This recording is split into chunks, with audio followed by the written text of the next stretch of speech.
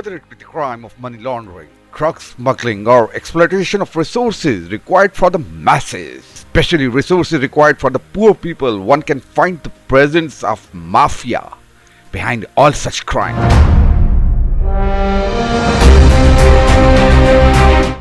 And one of the most notorious mafias still existing in various parts of the world is Sicilian Mafia.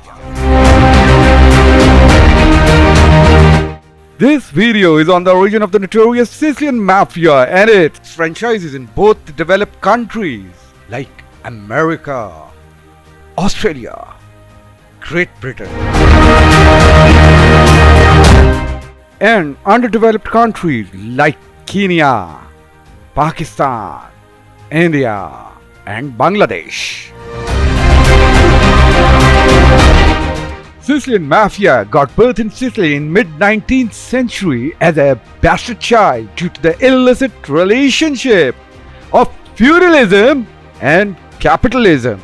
Sicily happened to be a rural island of Italy with a lot of feudal lords known to be as the aristocrats of the region.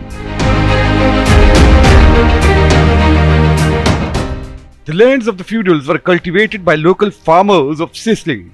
A group of these farmers and peasants were known to be gabellitos. Gabellitos were rough in nature and having a tendency to plunder. These gabellitos took lease of the lands of the feudals.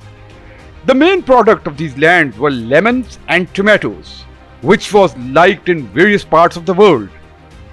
But New York in America traded the most with Sicily. Gabellitos, after acquiring the lands from the aristocrats, started developing their own police. Their stance looked to be quite fair, but actually it was not.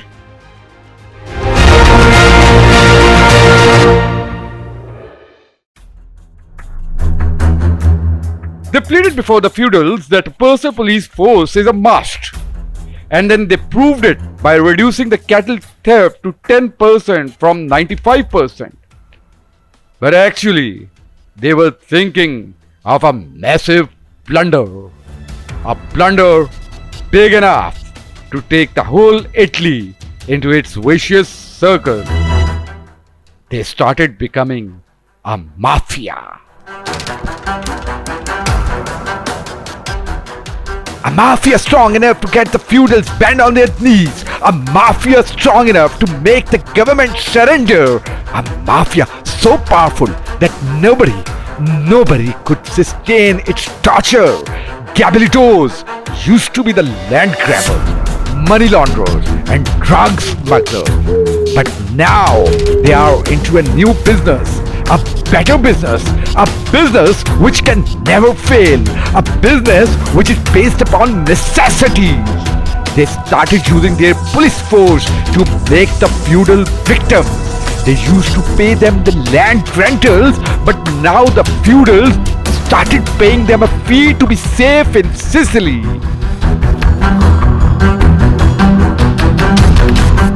They became master of the trade with New York. Their first principle was wealth. Their second principle was only wealth. And their third principle was, in any case, wealth.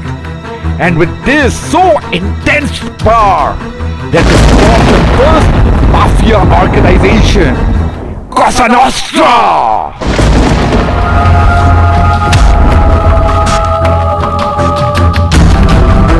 In English, Cosa Nostra means arcade.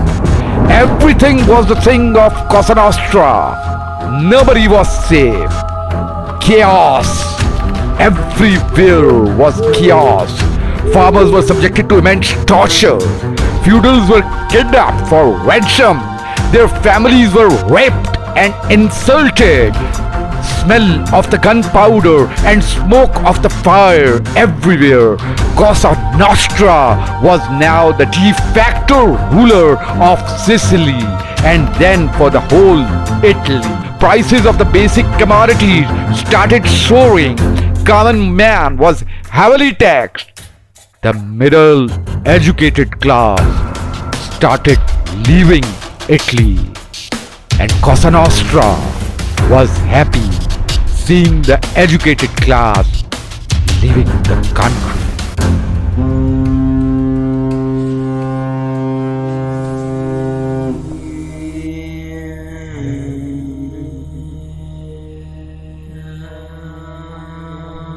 In 1984 to 1992, Cosa Nostra created an era of fear in the whole Italy. Fear of death, fear of torture, fear of starvation, fear of prisons. Every fear prevailed. With the young educated class leaving the country, Cosa Nostra became the dark reality rather than being just a nightmare for the Italian public.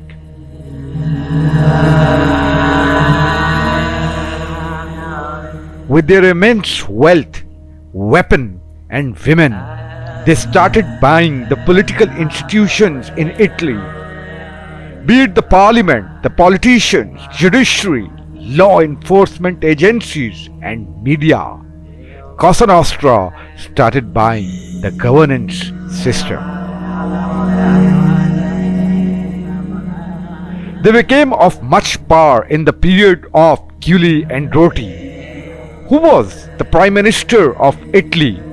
In 1982, they became of much power in the period of Giuliani and Andreotti, who was reportedly not only a supporter of the mafia activities but was considered as a mafia member.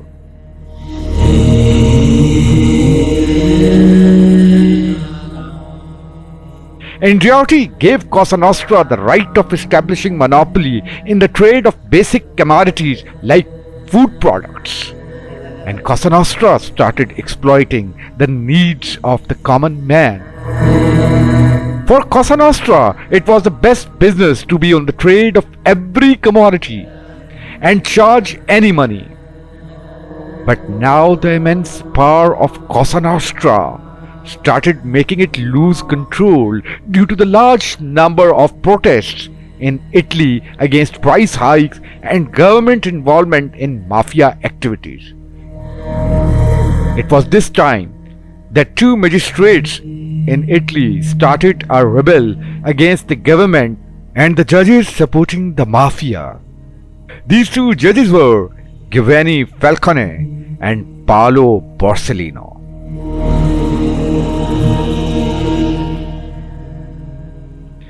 They started anti-mafia legal proceedings. Cosa Nostra tried to put a price tag on them, but both of them were morally strong, ethically honest, and responsible towards the demand of fair justice. So Cosa Nostra made them pay a high price. Cosa Nostra murdered them both in 1992.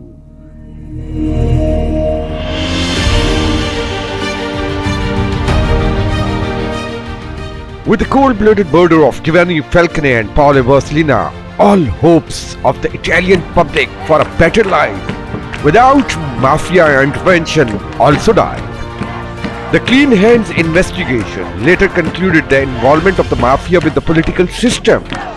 But despite the investigation findings, the government against the public, the High Court judges against them, the law enforcement against them, everything was opposing the public sentiments, and they started protesting for a better future. A future free from terror, a future free from fear, a future free from Cosa Nostra. But no attention was paid to the public interest. Instead, with mafia in play, a surprise happened. The government, led by Silvio Berlusconi as Prime Minister, was installed in 2001, and this also proved devastating. It further stirred the agitation. The link between the political parties and civil society reached the breaking point. Francesco Saverio Borelli now spoke up. He was senior judge in the Clean Hands investigation and he appealed to the public for more resistance. The educated class, which left Italy, joined in the resistance, and 2002 witnessed the marches and agitation by millions of Italians against the mafia-ridden governments. And these agitations led the Cosa Nostra to start leaving Italy starting 1994, and finally the public protests found the way for a mafia-free Italy.